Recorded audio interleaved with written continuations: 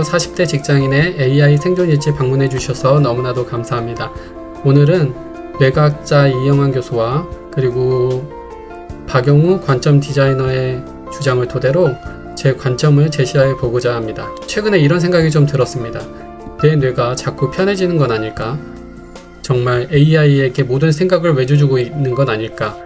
정말 이런 생각이 가끔 들고 있습니다. 과거에는 문법 하나를 생각하더라도 최소한 5분?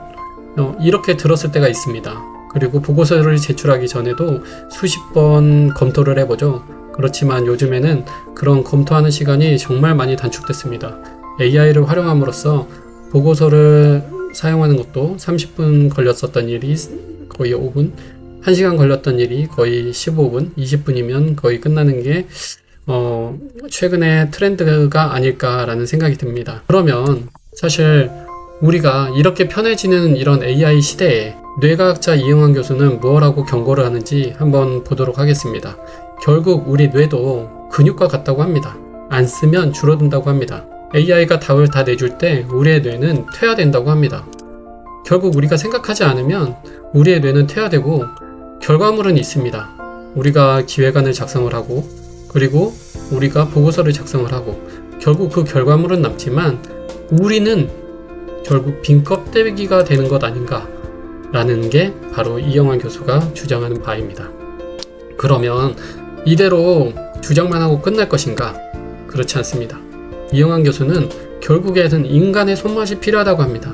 AI가 재료를 준다면 요리는 우리가 해야 된다는 것이죠.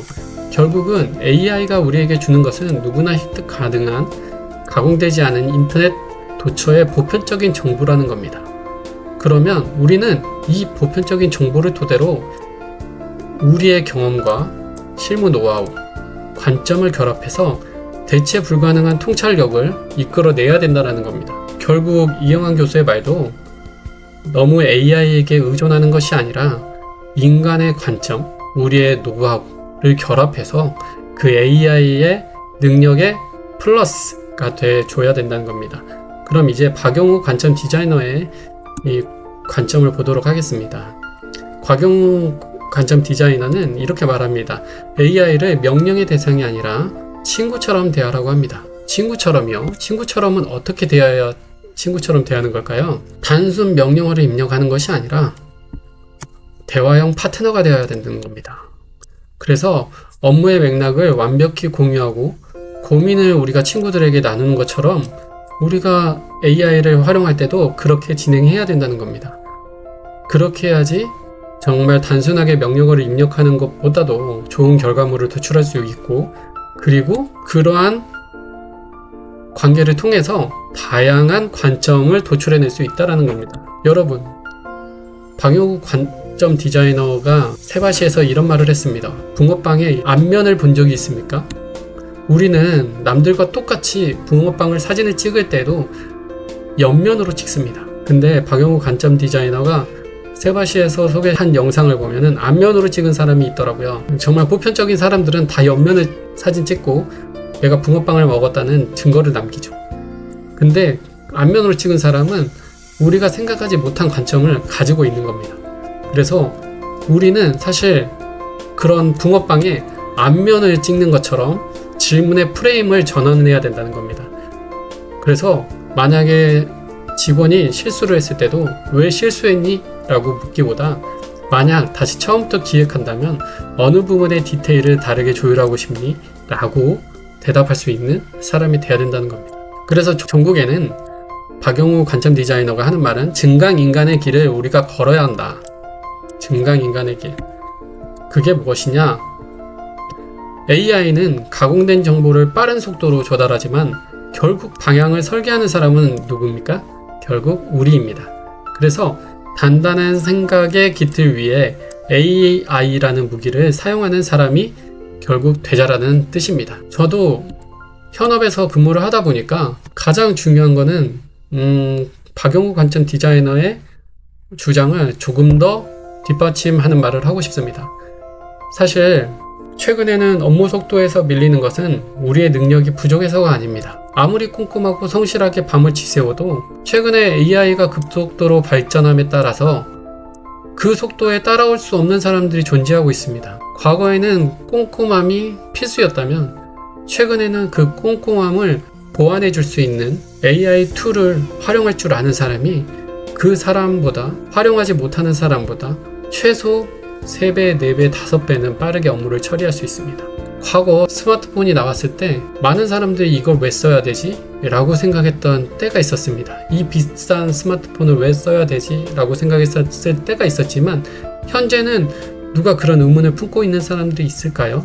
당연하게 스마트폰을 사용하고 있습니다. 그래서 거스를 수 없다면 올라타야 되지 않을까 라는 생각이 듭니다.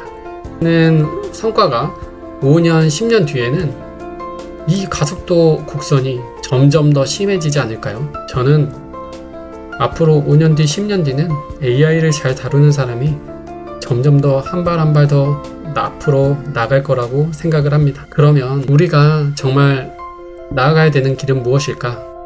저는 이렇게 나아가고 싶습니다.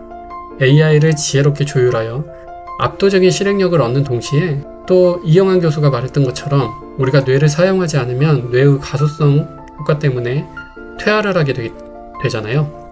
저는 수시로 독서를 하도록 하겠습니다. 그 독서를 통해서 뇌의 가소성도 적고 그리고 다양하게 질문을 하려고 노력하겠습니다.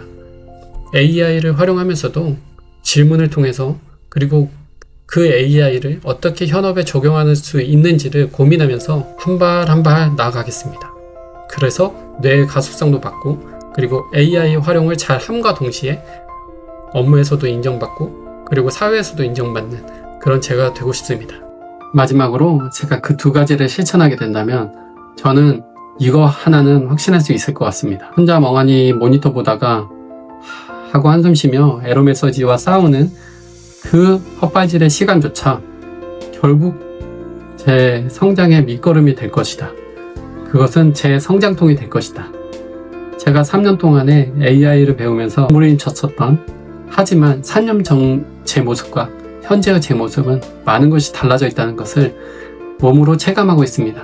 3년 전에 저는 유튜브를 시작할 생각조차 못했을 것인데 지금은 그런 생각을 할 수 있는 사람으로 변화되었습니다. 지금은 40대가 끝이 아니라 새로운 설계가 시작되는 나이라고 인식을 하고 있습니다. AI라는 거대한 파도 위에서 휩쓸리지 않고 당당하게 주도권을 잡는 그날까지 여러분도 함께 해보시겠습니까? 여러분, 마지막으로 나가시기 전에 구독과 좋아요도 부탁드립니다. 행복한 하루 보내세요.